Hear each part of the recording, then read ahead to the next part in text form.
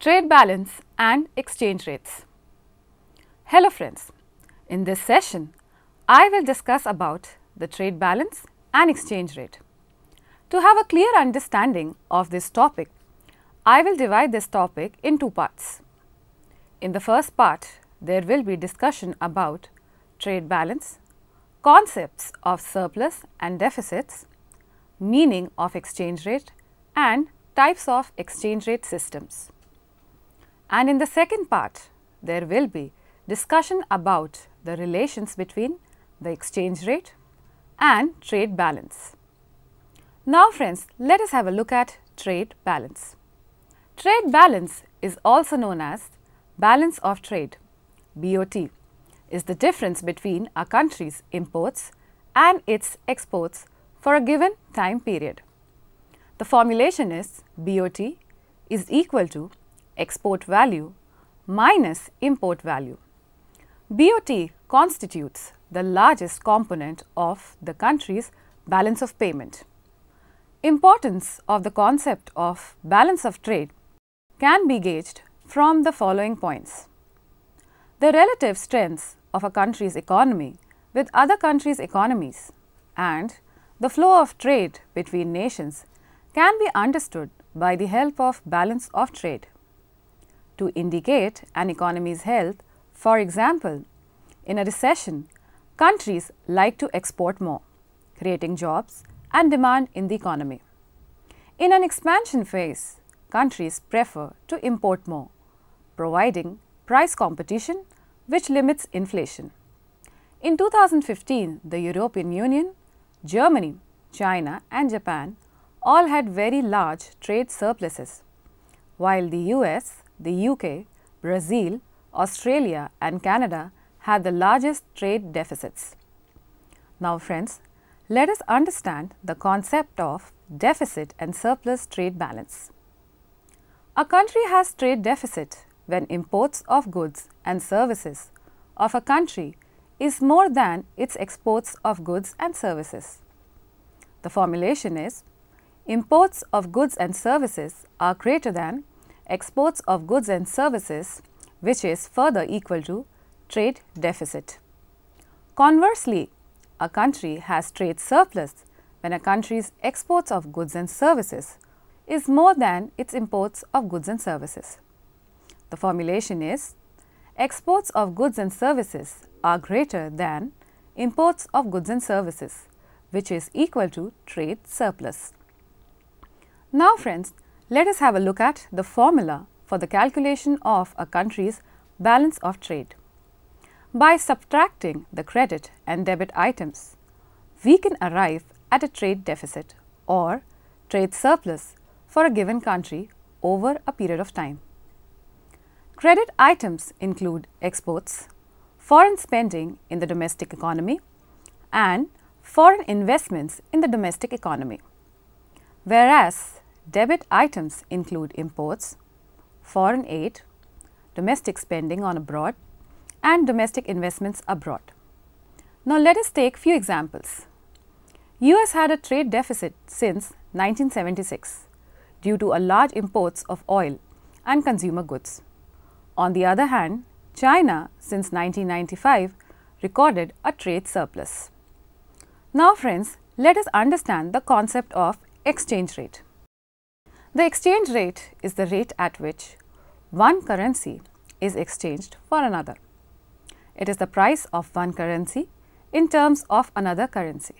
For example, $1 is equal to 65 Indian rupees. Now friends, let us have a look at two of the major types of exchange rate systems. Number 1, fixed exchange rate system, also known as pegged exchange rate system. Number 2, flexible exchange rate system, also known as floating rate systems. Now friends, let us have a look at fixed exchange rate system. It is the system in which exchange rate for a currency is fixed by the government or the monetary authority. Now friends, let us try to understand why there is a need for fixed exchange rate system. The main reason for adopting this system is to ensure stability in foreign trade and capital movements. To ensure this stability, when the exchange rate becomes weaker, government buy foreign currency, and when the rate of exchange becomes stronger, government sells foreign currency. To maintain the level of its exchange rates fixed by it, government has to maintain large reserves of foreign currencies. Under fixed exchange rate, each country has to keep the currency in terms of some external standard. This standard can be gold, silver, etc. Now friends, we will look at the flexible exchange rate system. It is the system in which exchange rate is determined by forces of demand and supply of different currencies in the foreign market. Flexible exchange rate is also known as floating exchange rate. The exchange rate is determined by the market, that is, through interactions of thousands of banks, firms, and other institutions seeking to buy and sell currency for purposes of making transactions in foreign exchange. According to the changes in demand and supply of foreign exchange market, the value of currency is allowed to fluctuate freely. There is no need of government intervention in this market. Now friends, we will look at effects of different exchange rate systems on trade balance. The exchange rate is influenced by the balance of trade through demand and supply of the foreign exchange. Whenever exports are greater than imports, value of domestic currency increases, known as appreciation, and whenever imports are greater than exports, value of domestic currency decreases, known as depreciation. Now friends, let us try to understand real exchange rate and net exports. A country's real exchange rate is the price of the average foreign good or service when prices are expressed in terms of a common currency. When the real exchange rate is high, foreign goods are, on an average, more expensive than domestic goods when they are priced in the same currency. A high value of a real exchange rate means that domestic producers will find it easy to export to other countries, while foreign goods will be expensive as compared to goods produced at home. Thus, an increase in the value of the real exchange rate will tend to increase exports and reduce imports. Exports and imports are affected by changes in the real exchange rate. The real exchange rate always floats, even for a country that fixes its nominal exchange rate. When the nominal exchange rate is fixed or pegged to the value of another country's currency, the price level at home will adjust, vice versa price abroad. And the real exchange rate will fluctuate in response to mismatches between the demand and supply for goods traded between the countries. Let us take an example. The real exchange rate of Hong Kong is a floating rate, even though the nominal rate is fixed by Hong Kong's currency board. Now let us understand this with the help of an example. The real exchange rate for Hong Kong is a floating rate, even though the nominal rate is fixed by Hong Kong's currency board. Now we will understand this with the help of a graph. Let us have a look at the graph which shows real and nominal exchange rates. The graph of the real exchange rate and the nominal exchange rate of the rupee vis-a-vis the United States dollar. The real exchange rate for the Indian economy has mildly fluctuated around a constant trend from 1993 onwards. It depreciated till 2002 and appreciated since then till 2007.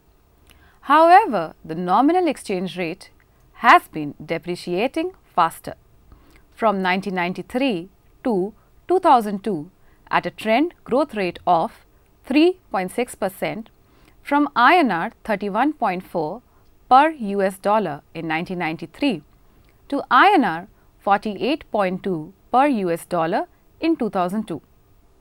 It appears that as the inflation differential between the two economies widened, the RBI intervened in the foreign exchange market by allowing the nominal exchange rate to depreciate up to 2002 and then appreciate subsequently till 2007, so as to stabilize the real exchange rate.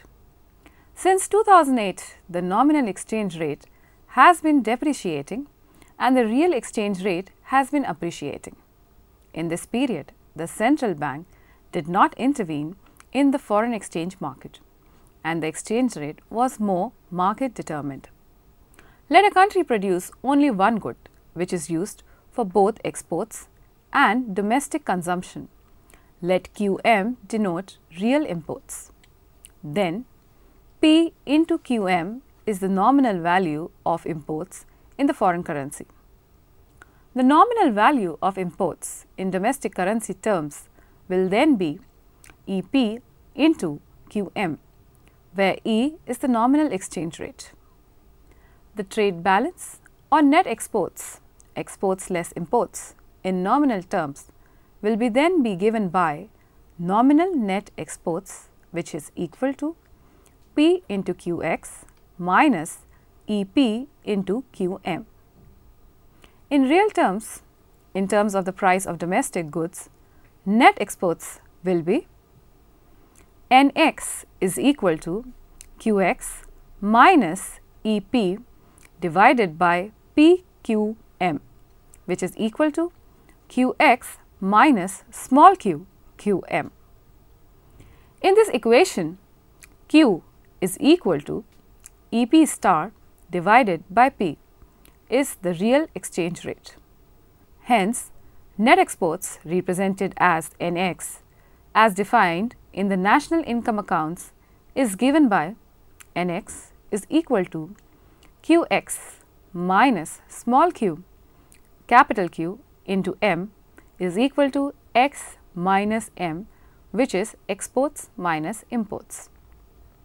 Now friends, let us have a look at the Marshall-Linear condition. Marshall-Linear condition, named after two economists who discovered it, Alfred Marshall and Abba Liner, explains the impact of real exchange rate on trade balance account of a country. To determine the impact of a change in the real exchange rate on net exports, we ignore the influence of net factor incomes and transfers from abroad, as well as capital flows on the exchange rate. We begin the analysis at a point of time when the economy is experiencing balanced trade or net exports are equal to 0. This starting point of the analysis implies that a change in the real exchange rate can have one of three impacts. Net exports will stay unchanged at 0, net exports will improve and we will obtain a surplus trade balance, or net exports will worsen and we will obtain a deficit in the balance of trade. The Marshall-Linear condition then informs us how, starting from a position of balanced trade, a change in the real exchange rate affects the net exports of an economy. To facilitate diagrammatic analysis, we will assume that the period of analysis is the short run, where the level of output does not affect prices. In the short run, producers post a price for their product which is unchanged. They then meet the demand that is forthcoming at that price. A situation where the level of output does not affect prices is a situation where the supply curve is horizontal. We take it then that firms set a price and this remains unchanged. Domestic firms set a price P dash in domestic currency for the output which is to be exported, and foreign firms set a price P dash star in their foreign currency, which is the foreign price at which goods are imported to an economy. This means that the real exchange rate, that is EP dash star, will be divided by P dash can vary only when there is change in the nominal exchange rate, that is E. A resident of a country that is importing a good will be connected with what the prices of that importable is in terms of domestic currency. Since the prices has been set by producers abroad at P dash star, the prices the domestic economy experiences when the good is imported is E P dash star. The supply of imported good is then infinitely elastic at E P dash star. Let us have a look at in the figure. The demand for the import is a usual demand curve where the demand is decreasing in the price of the imported goods expressed in domestic currency units. We can write the demand for imports M as inversely related to the real or equivalently the nominal exchange rate, given that the foreign currency price of the good has been set by the producer. This is shown in the figure. The demand curve reflects the situation where residents buy fewer products from abroad when the domestic currency price of those products increases. In a symmetric way, the supply of exports is set by domestic producers at P dash and is an infinitely elastic supply curve, as we can see in the figure.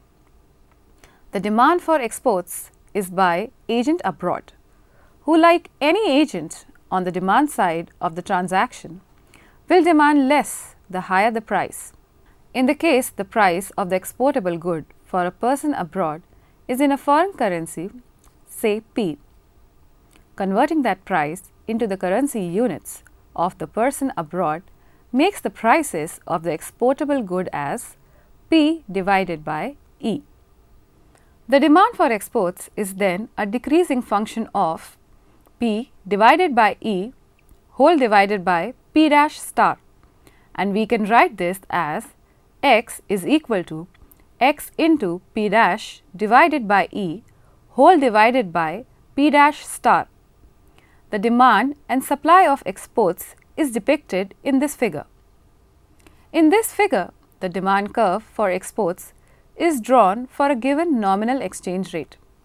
The price are shown on the vertical axis is in terms of the currency of those who export the good and not in terms of the currency for those who demand the good.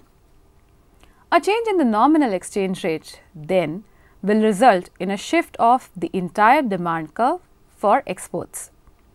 A demand curve is the relation between the quantities demanded at the different prices represented on the vertical axis with all the other factors that affecting demand held constant. As the prices on the vertical axis changes, there is a movement along the demand curve.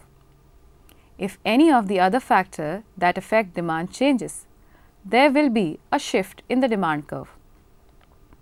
As the exports have become cheaper, the demand for exports will increase and the demand for exports curve will shift rightwards at every price to reflect the increased willingness to demand exportable abroad. If the nominal exchange rate appreciates, on the other hand, then exportables become more expensive in foreign currency units and the demand for exports curve shift leftwards. In this figure, we can see that the demand curve for imports is with reference to the price of the imported good in domestic currency units, that is EP star. The nominal exchange rate effect of the price of an importable then is already factored into the willingness to demand imports as depicted in the demand curve for imports. A change in the nominal exchange rate then is a movement along the demand curve for imports and a shift of the demand curve for exports. A depreciation of the currency is a movement upwards along the demand curve for imports and a rightward shift of the demand curve for exports. An appreciation of the currency is a movement downwards along the demand curve for imports and a leftward shift of the demand curve for exports. We now ask how a change in the exchange rate, say through a devaluation of the currency, affects the trade balance. The devaluation, let us say, causes the nominal exchange rate to change to E1 greater than E. The domestic currency price of importable goods supplied by business establishments abroad now increased to E1 P dash star greater than E into P dash star and shifts the supply curve of imports upward, as we can see in the figure. The devaluation also makes exports cheaper for those who demand these exportables in terms of their currency and shifts the demand curve for exports to the right, as we can see in the figure. This figure shows the effect of devaluation. Now friends, let us have a look at 3 effects of the devaluation. In the figure, the devaluation makes the production of the country relatively cheaper, and this increases the value of real exports by the amount of the shaded rectangle C between x0 and x1. This improves the trade balance. Number 2, in the figure, the devaluation reduces the real quality of imports from QM0 to QM1. This reduction in imports improves the trade balance. Number 3, in the figure, the devaluation raises the price that has to be paid for imports from E1 into P dash star. This increases the price of the foreign good as compared to the domestic good. This change in the valuation of imports worsens the trade balance as more domestic output is being exchanged per unit of foreign goods imported. Suppose the shaded rectangular area B representing this valuation change in imports is larger than shaded rectangular area A, representing the reduction in the volume of imports at the original valuation E. Then, even though the volume of imports has declined, the country is paying out more in value terms on that reduced import volume. Think of imports as spending on foreign goods and paying for it in terms of domestic goods. When the price of a good increases, demand falls, and yet the increase in price could be large enough that the expenditure on the reduced demand is higher than earlier. In a similar vein, the rise in the exchange rate can reduce the quantity of imports, and yet the expenditure on imports in terms of the value of the domestic output equivalent of the volume of imports increases. Such is the case if rectangle B is larger than rectangle A. The net outcome on the trade balance of a devaluation of the currency then is unclear. If the third effect is larger than the first two, the net outcome could be worsening of the trade balance. The trade balance would improve if the third effect is small and the first two effects are large. The first effect is large if the volume of exports increases substantially when the exchange rate is devalued, if exports are elastic with respect to the exchange rate. The second effect dominates the third effect depending on the elasticity of import demand. The following figure shows the elasticity of imports. In this figure, we depict two import demand curves, the elastic curve shown as M elastic and the inelastic curve shown as M inelastic. At the domestic currency cost of imports, which is represented as E P dash star, the quantity of imports is initially the same as QM0 on both these demand curves. After the devaluation, which increases the domestic currency cost to E1 P dash star. The quantity of imports declines relatively more to QME1 along the elastic demand curve, and the change in imports is smaller at QMI1 along the inelastic demand curve. In contrast, the devaluation increases the relative price to be paid for imports and raises the valuation of imports more for the inelastic demand curve. In the figure, it is given by the sum of areas A and B than for the elastic import demand curve, which is given in the figure as area A. The sizes of the second and third effect arising from the devaluation of the currency are summarized in the figure. It is clear that the third effect is larger and the second effect is smaller when import demand is inelastic. The valuation effect then is larger when imports are inelastic with respect to the exchange rate. The trade balance will then have a higher likelihood of worsening when the import demand curve is inelastic. This implies that the more elastic are the import demand and the export demand curves, the more likely it is that the trade balance will improve. In fact, it can be proved that starting from a position of balanced trade, a devaluation will improve the trade balance if the sum of the elasticity of demand for exports such as Nx and the elasticity of demand for imports such as Nm exceeds unity. This is the Marshall linear condition and may be written as Nm plus Nx be greater than 1. The Marshall linear condition holds if the elasticity of exports and imports were defined with respect to the real exchange rate instead of the nominal exchange rate. With the supply prices fixed by producers in the currency of their countries, the real exchange rate is E into P dash star divided by P dash. A change in the real exchange rate then is identical to a change in the nominal exchange rate, which influences the demand for importable and exportables.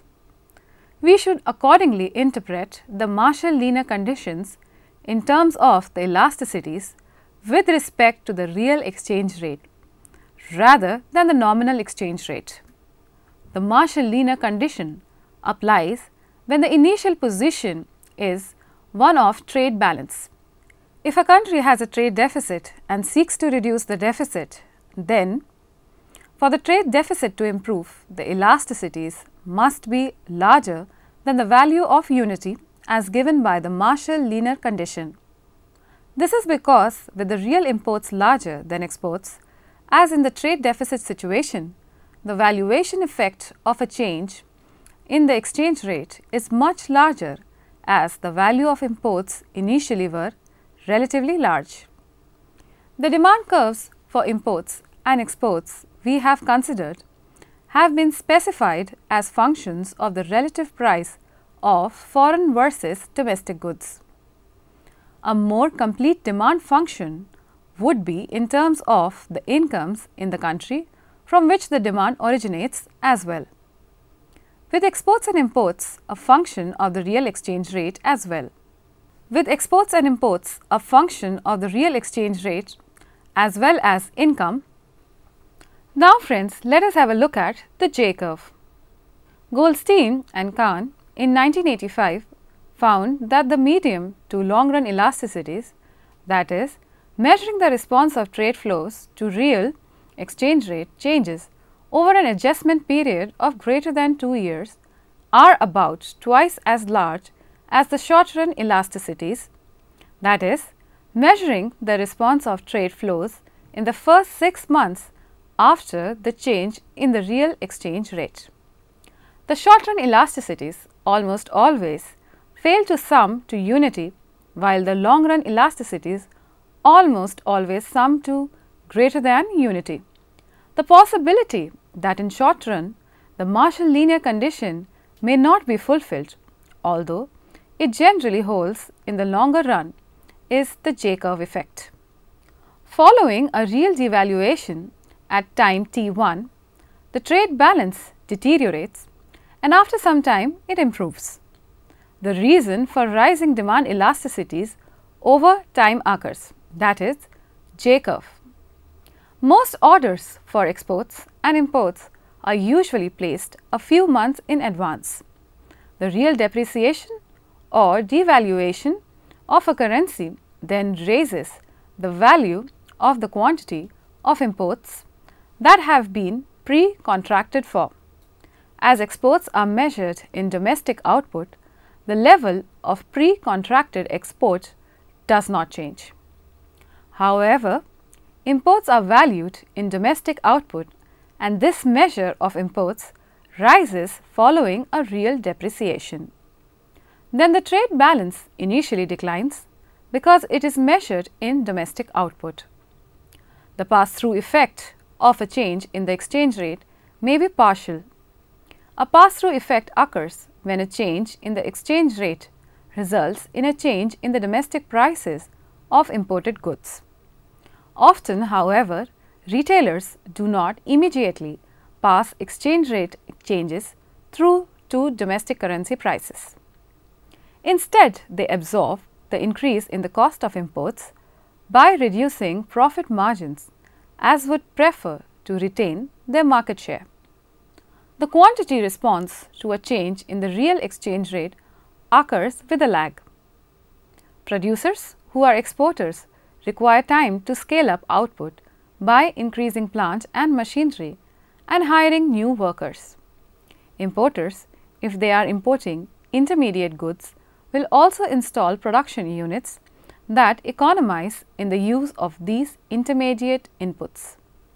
As these quantity changes become larger, the trade balance improves and at some point the trade balance is more favorable than the pre-real exchange rate depreciation level and the J-curve tapers off. Now friends, let us summarize this session. In this session, we have learned about the various concepts of exchange rate and trade balance like deficit and surplus trade balance, fixed and flexible exchange rate respectively.